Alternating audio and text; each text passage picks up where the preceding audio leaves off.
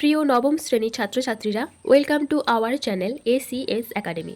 Class 9-এর প্রশ্নবিচিত্রার ভূগোলের আজকে 1 নম্বর স্কুলটা দেখে নেব। চলো শুরু করি। প্রদত্ত কোণটি মহাবৃত্ত, নিরক্ষরেখা। তোমাদের যাতে না গুলিয়ে যায় আমি দেখিয়ে দিচ্ছি।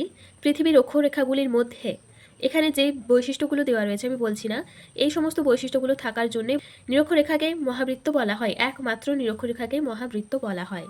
আন্তর্জাতিক তারিখ রেখার প্রতি পাদস্থানের দ্রাঘিমা হল 0 ডিগ্রি দ্রাঘিমা। গিরিজুরি আলোড়ন হল একটি অন্তর্জাত প্রক্রিয়া। ভারতের বাখেলখণ্ড ও বুন্দেলখণ্ড হল ব্যবচ্ছিন্ন মালভূমি। শিলাস্তর চূর্ণ বিচূর্ণ হওয়ার প্রক্রিয়াকে বলা হয় আবহ বিকার। পশ্চিমবঙ্গ সর্বোচ্চ শৃঙ্গ হল সান্দাকফু। পশ্চিমবঙ্গের সর্বাধিক বৃষ্টিপাতযুক্ত স্থান হল বক্সা দুয়ার। 2-এর দাগে বিভাগ খ। নিম্নলিখিত বাক্যগুলি শুদ্ধ হলে পাশে সু এবং অশুদ্ধ হলে পাশে অ লেখো। অক্ষাংশের পরিবর্তনে জলবায়ুর পরিবর্তন ঘটে, এটি শুদ্ধ, তাই সু লিখেছি। আবহবিকারে রেগুলিত সৃষ্টি হয়, এটি শুদ্ধ। পেডিমেন্ট সমভূমির অনুচ্চ টিলাগুলি মোনাডনক নামে পরিচিত, অশুদ্ধ। দ্বারকেশ্বর ও শিলাবতী নদীর মিলিত প্রবাহ হল কংসাবতী, অশুদ্ধ। এরপর বিয়ের দাগে গ্রিনিচের সময় নির্ণায়ক ঘড়িটি হল ক্রোনোমিটার। গ্রিনিচের সময় নির্ণায়ক ঘড়িকে বলে ক্রোনোমিটার। ভারতের প্রাচীনতম ভঙ্গিল পর্বতটি হল, আমরা সবাই জানি কি, আরাবল্লী। নিরক্ষীয় জলবায়ু অঞ্চলে রাসায়নিক আবহ বিকারের প্রাধান্য দেখা যায়। তরাই শব্দের অর্থ স্যাঁতসেঁতে ভূমি। সি এর দাগে 15 ডিগ্রি দ্রাঘিমার পার্থক্যে সময়ের পার্থক্য কত হয়? 1 ঘন্টা।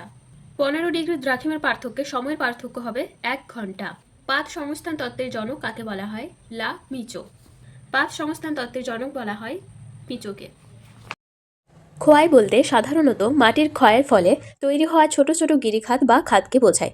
অর্থাৎ যখন বৃষ্টি বা বাতাসের কারণে মাটির ধীরে ধীরে ক্ষয়ে যায়, তখন জমিতে গভীর দাগ বা ছোট ছোট খাত তৈরি হয়, এগুলোকেই ক্ষয় বলে। বিভাগ গ। 3-এর দাগে স্থানীয় সময় কাকে বলে? স্থানীয় সময় কাকে বলে, এটি 106 নম্বর পৃষ্ঠাতে রয়েছে। এরপর উদাহরণ এবং অপর নাম কি এটাও দিয়ে দিবে। এরপর রয়েছে রেখা জালক বা গ্র্যাটিকিউল কাকে বলে। পৃথিবীর উপর কল্পিত অক্ষাংশ ও দ্রাঘিমাংশ রেখাগুলি যখন একসাথে জালের মতো দেখা যায়, তখন তাকে রেখা জালক বা গ্র্যাটিকিউল বলা হয়। পর্যায়ন বা ক্রমায়ন কাকে বলে? পর্যায়ন শক্তি যেটা, সেটাই ক্রমায়ন শক্তি। সূচার বলতে কি বোঝো? সূচার এখানে দেওয়া রয়েছে এবং উদাহরণ রয়েছে, দিয়ে দিবে। পুঞ্জিত ক্ষয় কাকে বলে?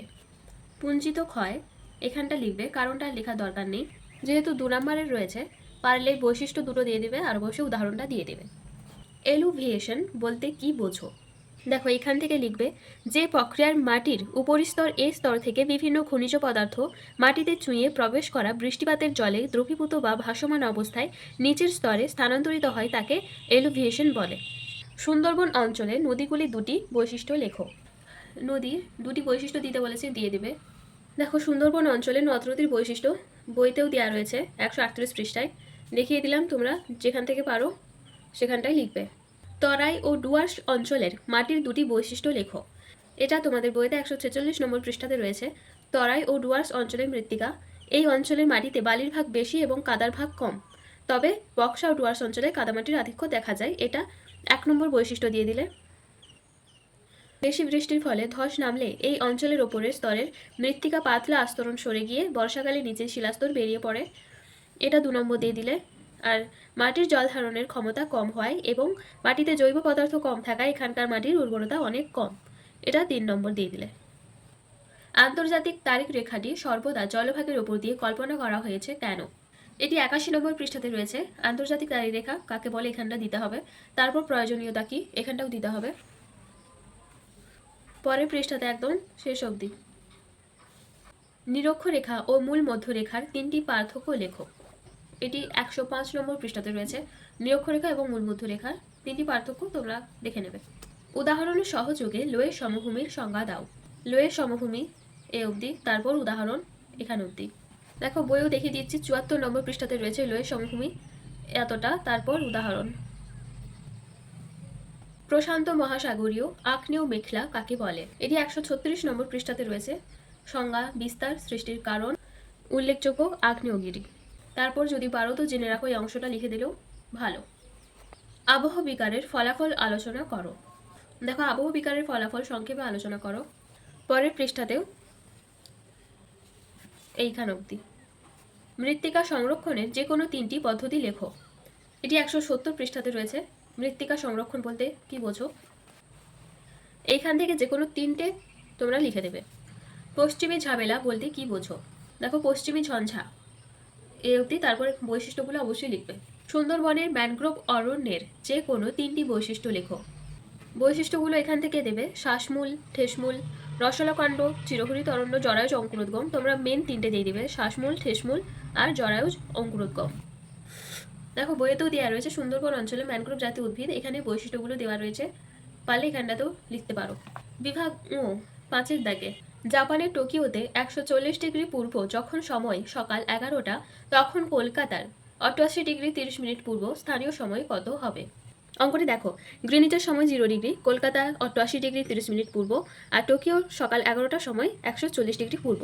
যেহেতু জাপানের টোকিও এবং কলকাতা উভয় শহরই গ্রিনিচের পূর্ব দিকে অবস্থিত, তাই উভয় শহরের মধ্যে সময়ের পার্থক্য কত? 140 ডিগ্রি মাইনাস 88 ডিগ্রি 30 মিনিট। এখানে তাহলে অ্যান্সারটা আসছে 51 ডিগ্রি 30 মিনিট। এখানে বিয়োগটা করে দেওয়া রয়েছে, তোমরা দেখে নেবে। 1 ডিগ্রি দ্রাঘিমার পার্থক্যে সময়ের পার্থক্য 4 মিনিট, তাহলে 51 ডিগ্রি দ্রাঘিমার পার্থক্যে সময়ের পার্থক্য 51 × 4, তাহলে 204 মিনিট। 1 মিনিট দ্রাঘিমার পার্থক্যে সময়ের পার্থক্য 4 সেকেন্ড, 30 মিনিট দ্রাঘিমার পার্থক্যে সময়ের পার্থক্য 30 × 4 সেকেন্ড, তাহলে আনসার আসছে 120 সেকেন্ড। তাহলে এখানে উত্তর হবে 2 মিনিট। এখানে করে দিয়েছি, দেখবে। তাহলে মোট সময়ের পার্থক্য হচ্ছে 204, এখানে বেরিয়েছিল +2, তাহলে হচ্ছে কত? 206 মিনিট। সেটাকে আমাদের ঘন্টায় নিয়ে আসতে গেলে হচ্ছে 3 ঘন্টা 26 মিনিট। যেহেতু কলকাতা টোকিওর পশ্চিমে অবস্থিত, তাই কলকাতার সময় পিছিয়ে থাকবে। অতএব কলকাতা স্থানীয় সময় সকাল 11টা মাইনাস 3 ঘন্টা 26 মিনিট, তাহলে আমাদের অ্যান্সারটা আসছে সকাল 7টা 34 মিনিট। পাত সংস্থান তত্ত্বের আলোকে ভঙ্গিল পর্বতের উৎপত্তি চিত্রসহ ব্যাখ্যা করো। দেখো এখানে পাত সংস্থানের ভিত্তিতে ভঙ্গিল পর্বতের উৎপত্তি আলোচনা করো। আলোকেও যা, ভিত্তিতেও তা, কোশ্চেনটা একই, তাই অ্যান্সারটাও একই হচ্ছে। পশ্চিমবঙ্গের জলবায়ুতে মৌসুমী বায়ুর 5টি প্রভাব লেখো। 319 নম্বর পৃষ্ঠাতে রয়েছে। 5টি প্রভাব লিখতে বলেছে, 8টি দেওয়া রয়েছে, তোমরা যে কোনো 5টা লিখবে। চলো আজকে এখানেই ক্লাসটি শেষ করছি। পরের দিন আমরা 2 নম্বর মডেল সেটটা দেখে নেব। ক্লাসটি ভালো লাগলে অবশ্যই লাইক করো, সাবস্ক্রাইব করো, শেয়ার করো, কমেন্ট করো।